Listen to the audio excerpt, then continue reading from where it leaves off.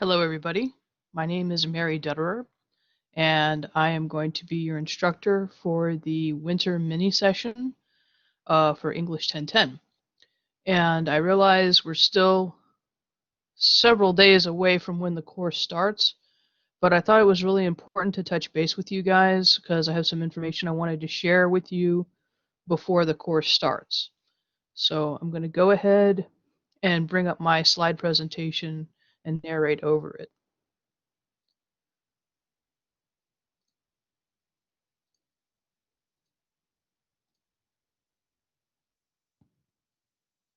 Okay. So this will actually be the very first time English 1010 is being offered in the winter session. So it'll be very interesting to see how it goes. Um,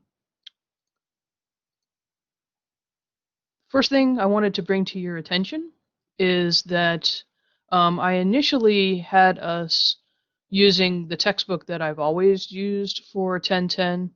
I've been teaching 1010 for, since 2003 here at Prince George's Community College. And we've always used Diana Hacker's handbook in my class. But there's been a significant push towards the use of OERs, which are open educational resources. And I found that it was particularly salient to use that with you guys because I know, at least for some of my students, they'll order the textbook, there may be a delay in the textbook getting to students, or problems with shipping, um, and we don't have that luxury of having several weeks go by and you not having a textbook because we literally only have 26 days in this class. We don't even have 4 full weeks. So this has prompted me to kind of escalate my incorporation of OERs into English 1010. So you will be the first group using the OERs that I've selected for you to use, and all this information will be located inside the course when the course opens on December the 10th. But if you got a head start and went ahead and bought the book anyway, you can go ahead and return it because we're not going to be using it. And obviously, if you haven't bought the book yet, then you don't have to worry about doing anything. By the way, these slides, I thought they were particularly pretty because they're very wintry. I don't know who Contoso Sweets is, so ignore that at the bottom of the page. So let's talk a little bit about the timeline of this course. Because again, this is a unique intersession. Normally, we have the fall and we have the spring, which are 16 weeks. We've also had classes that are first semester, second semester that last 8 weeks long. And in the summertime, we have 5-week sessions because summer is 10 weeks long. So if you take the course face to face in the summer, it's 5 weeks. And if you take it online, it's 10 weeks. So the fact that we have even less than 4 weeks is truly unique. And that's why I'm saying that when course access opens on December the 10th, which is a Thursday, I really do encourage you to go ahead and get into the course and start working on content. I don't know how many of you are taking fall classes right now, and of course, fall semester does not end until that Saturday, the 12th. So for all I know, you guys will be also finishing up your fall classes. For those of you that aren't taking any fall classes, you can just go ahead and jump right into the winter session starting on Thursday, 10/10. I'll understand if I don't see a lot of activity until Monday, which is the official start date of the course on December 14th. But because we're dealing with such a very short time frame, any extra time that's given to us is almost like a bonus. And so I'm really encouraging you to utilize that time, as small as it is, if you possibly can, especially if you are done with your exams for the fall semester or finished up with your coursework for fall semester or are currently not taking any fall classes. Um, then the course ends officially Friday, January 8th. So there's no Saturday and Sunday to that last week. The course ends on a Friday. So what can you expect from the Intersession? How is it going to be different than how the course is normally run in a 16-week class? You may be thinking, oh, well, if it's this short, they must be cutting out a lot of stuff. The answer to that is no. Um, this is going to be a full version of English 1010. So it's essentially going to be everything that I normally do in a 16-week course and just crammed into those 26 days. There's only one thing that I'm omitting that we would normally do in 16 weeks, and that is peer response. And the reason why I'm omitting that is because I've made the course asynchronous. Now, you may have heard these terms thrown around a lot since we began virtual learning because of COVID-19. You may have heard synchronous and asynchronous. There's a significant difference between those two terms. An asynchronous course means that there are course timed planned meetings throughout the week. Okay. So for example, I have courses right now that I'm teaching this fall that meet Monday and Wednesday mornings from 9 to 10:15, Tuesday and Thursday mornings from 9 to 9 or 10 to 9 to 10:15, and other courses that meet at specific times. So that's what's meant by synchronous, is that there are timed planned meetings throughout the week. Now, a lot of times when you hear the words asynchronous associated with courses that are being taught, it means, okay, you have a week's worth of work, pardon me. The week begins on a Monday, ends on a Sunday, so you have till the end of that week to turn all your work in. That's kind of asynchronous in that you're all working at your own pace, but it only applies to that 1 week. What this course is going to be is actual async, meaning that the very first day that this course is open, which is Thursday, December the 10th, every single assignment will be available to you. Every single piece of information in this course will be available to you. Okay?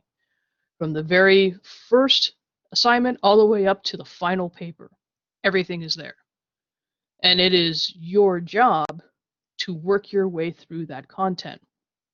Now, what's very different about this is that because we have this class scheduled at a time where it's the holidays, and there's a lot of different people out there that do different things for the holidays, celebrate different things, and so on. I wanted to make this asynchronous so that you guys could plan your time accordingly. So that if you have a get together with friends or family, or you have to travel, that you will have everything that you need so that you can get all of that work done before you do whatever you plan to do. Okay? So theoretically speaking, you could end this class if you just worked on it, like a full-time job or even a 50 to 60 hour a week job. You could finish this class before the class is officially over. Okay? However, what you cannot do is fall behind, and this is going to be very critical. For any one day of class, and each day is going to have its own folder inside the course content section, you cannot fall beyond 2 days behind. Okay? Once you fall beyond 2 days behind, if you did not complete those assignments become zeros. And the reason why that's important is that there will be times that I'm going to be unlocking materials that's going to explain the answers to assignments that have been assigned previously. And I obviously can't unlock that if half the class hasn't completed that assignment, because then the answers will be available. Okay? So you can work ahead, and that's why I'm saying you should do that so that you build in that time to give yourself, so that if you need additional time on a particular paper or an assignment, that you'll have that, and that it'll keep, hopefully, your stress level a little bit lower. But it's really critical that you cannot fall behind. So once you fall beyond 2 days late for an assignment, it will automatically become a 0. Okay. So that's why A, I'm encouraging you to get in as soon as possible and start working, and B, you have all of the material for the class available to you on the first day so that you can go ahead and get to work. As noted here, normal 16-week class is 112 days. This class is only 26 days. Okay. So you can tell it's going to be intense. You really should kind of think of this class as like a full-time job that lasts for less than a month. Now, assignments will not be given on Sundays. They gave us at least 1 day a week off. And we also have off, as far as assignments, like no content will be given. Christmas Eve Day, the 24th, Christmas Day, the 25th, New Year's Eve Day, the 31st, and New Year's Eve, or New Year's Day, the 1st. Every other day has content assigned, and that content is at least due by the end of that day. Of course, if you work forward, that's great, but for any one given day, you have to complete all the work in that day by the end of that day, or else it becomes late, and if it becomes beyond 2 days late, then it becomes a 0. Okay. So I recommend to you that if English has traditionally not been your strongest subject, or even a subject that you do relatively well in, this is not a good time to take this class. Okay? You need to have the time and exposure that can only be given in classes that last for longer than 26 days. Now, if you're already really good with English and you're just looking to get this out of the way, this is a great time to take this class. That's often what I tell my summer students when they take it in the 5-week term. You know, it's intensive, but you know, if you're already on top of most of the skill sets, it's not that difficult to do. Okay. But you know, if you're someone who traditionally has always struggled with English, this will probably not be a good idea to take it in 26 days. Okay. Also, given the fact that we only have 26 days to do this material in, that normally takes 112, if you work a job in excess of 40 hours a week, the likelihood that you'll be able to be successful in this class is going to be very, very low, unless you plan on getting absolutely no sleep. And human beings need sleep. So really think about it, consider it, because I don't think that anyone ever signs up to take a class with the hope and expectation that they will fail it. No one wants that. No one wants to spend the time and the effort and have it not work out for them. I think everybody, when they sign up for a class, really wants to do well. But again, these are the realities of the situation. The class is 26 days, and it is a full class. Okay? So that is the reality. Just give some thought and some time to, do you think this is something that is actually plausible for you? Okay?